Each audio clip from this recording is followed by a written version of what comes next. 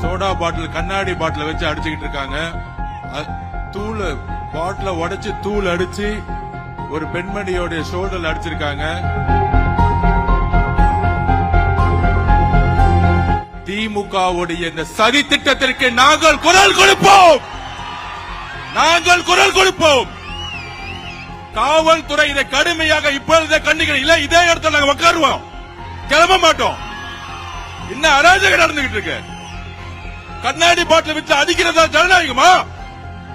திரு மு.க. Stalin sir, நிப்பாட்டியா, எல்லாத்தையும் நிப்பாட்டியா. இப்பயே எவ்வளவுதான் அடிப்பீங்க நாங்க பொறுமையா இருந்துகிட்டு இருக்கோம்.